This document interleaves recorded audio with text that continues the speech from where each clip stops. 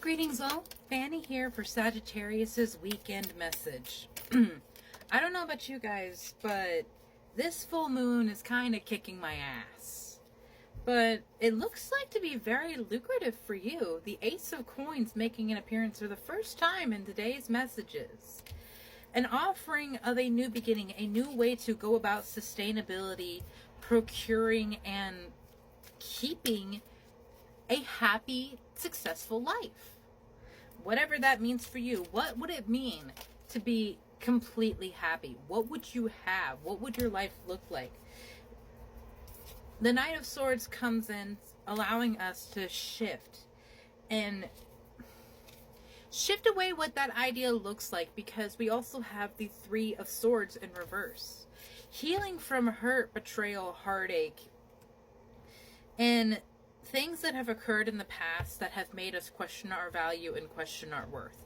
These are things that we are overcoming, and perhaps that is why the Knight of Swords is in reverse. It's because the Knight of Thought, the Knight of Air, the one who is one of the fastest movings, must pause and state, this is not for me. I do not have to fight that fight. I do not need to fight to keep this. Because something new, something better is coming in free from this oppressive energy.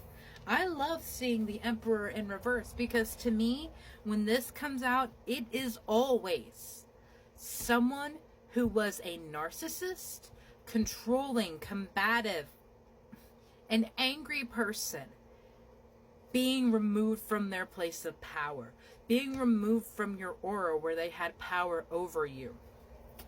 And I love this so much, Sagittarius, because you deserve to be free from this. You deserve to be free from an oppressor. Yeah, they may seem like they want to give you happiness. They want to give you warmth, companionship, but what they offer is toxic. What they share makes you feel worse than what you were like without it. And that is why we must walk away from these situations. That is why we must step out from their aura, step away from them. And I note that he is walking away with their swords. Their swords are on the ground. 2 are on the ground, and he is walking away with 3. Like he won. He conquered them. He beat them. And in doing so, he released them from their power over him, as well as taking more for himself. And again, this is not an authoritarian, controlling way. This is you bringing about your peace and happiness. We have the Queen of Coins in reverse, and the 9 of Coins as well, with the 10 of Coins here. So someone else's idea of happiness being different from yours, and that's perfectly allowed, my love. That is, like, we will always go through that. Please make sure this is fulfilling you. Please make sure that this is actually making you happy, actually lighting you up and fulfilling your soul and your heart, because if it's not, then there is no point in it. There is no point in having the massive house, the big car, the big boat, taking all these trips and vacations if A, you are alone or not enjoying yourself. Because of course you don't have to have people around them. Some people genuinely thrive and enjoy those things better on their own. But are you accepting or wanting to go into a certain lifestyle because you think it will make you happy? Or are you going and making that journey because it will genuinely make you happy? This is the question you need to ask yourself right now, Sagittarius. Is this truly something that makes me happy? Or is this something that I have been told will make me happy? That is why we have the soul retrieval, reclamation. Reclaiming your power, reclaiming what it means to be you, authentically holy. Your soul came here to be you. It did not come here to be someone else. It did not come here to be someone's slave. The South of Abundance has come out yet again today. I love people getting this because this is fiery energy. Going after what they want and having plenty of it. Because abundance can mean anything that you have in plenty, anything that you have in lots. You could have abundant of land, you could have abundant of courage, abundant of pride, abundant of power, abundant in money, abundant in love, abundant in joy. You also have the four-legged endurance. Animals are coming in to remind you of their inherent strength, also reflecting in you. What are the animals you are attracted to? Perhaps there are some here. I see a goat, a horse, a stag, a buffalo, a wild cat, and a wolf. These are very powerful animals that each represent a different thing themselves. What animals are you drawn to? What is the power of those animals? What makes them unique? What makes them incredible? What is it when people think about that immediately? What is that image? And is that a negative image? Because, I mean, think about this.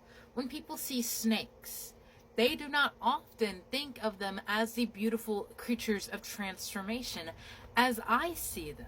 So the way I see this creature is very different from what someone else would see it. So again, what do you draw from these creatures? What do you take from their energies? You also have immersion. Immerse yourself in happiness. Immerse yourself in joy. Immerse yourself in water. I really feel not more than just because there are water creatures here. Water is very healing. Water is very uplifting. Water can change the vibration of your body so quickly because you can completely immerse yourself in it. And when you do that, you can release the weight that the earth holds upon you and float on top of it. Like you are flying. You could perform moves of acrobatics that you could not if you were on land and weighed down by gravity. That is how water is so powerful. And while there is not much water energy coming out for you in these cards, I do feel it is there for you. You also have tree people, sustenance. Being aware of what you sustain yourself on. And this goes beyond food. This goes beyond the things that we put into our bodies and what we are drinking. What are you sustaining yourself on through your living? What are you sustaining yourself on through how you relax? How do you unwind at the end of the day? How are you releasing tension, fear, anxiety? Are you even acknowledging it? Because when you don't acknowledge these feelings, when you don't give them their light, they become a lot more aggressive because they want to be seen. Emotions are energy in motion. They must be felt. They must be heard and seen, given their time to be expressed. No, I am not saying that you have to sit and wallow in pity and sadness. No one that practices spirituality will ever tell you that. But you will consistently hear you have to feel your emotions. The full breadth of them. Both the positive and the negative. The things that we do not like to feel are anger, rage, sadness, doubt, fear, shame. There is a show on Netflix called Love on the Spectrum USA. And there is a young woman on the show that was very irritating for me because she never let herself cry. Even when it was very clear that she was becoming very upset and her pursuit of love was so difficult because she was seeing it more as a business relationship than a romantic relationship. And she was always like, we don't want to see tears at work. No one wants to see you crying. She didn't let herself process all of these things that were the causes of why she could never make connections with people. I promise you, my love, when you sit and actually let yourself feel the full breadth of your emotions, you feel a lot less chaotic. The storm is calmed because it has a lot less to fuel it. Because you're giving things time to be seen, heard, and healed from. But Sagittarius, you have so much left to do and so much left to see. So please, continue walking your road. Continue walking your path and find out what it means to be uniquely and beautifully you. Have a beautiful day, Sagittarius.